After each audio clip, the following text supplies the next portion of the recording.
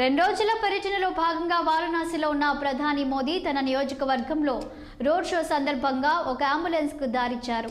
Ambulance కు మార్గం కల్పించేందుకు తన కాన్వాయ్ ని కొద్ది నిమిషాలు ఆపారు. దీంతో అంబులెన్స్ ఎలాంటి ఆటంకం లేకుండా ముందుకు వెళ్లిపోయింది. ఇందుకు సంబంధించిన వీడియో ఇప్పుడు సోషల్ మీడియాలో అందరి దృష్టిని ఆకర్షిస్తోంది.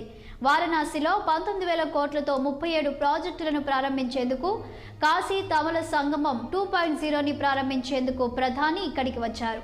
ఈ సందర్భంగా మార్గ మధ్యలో అంబులెన్స్ కు దారిచ్చారు.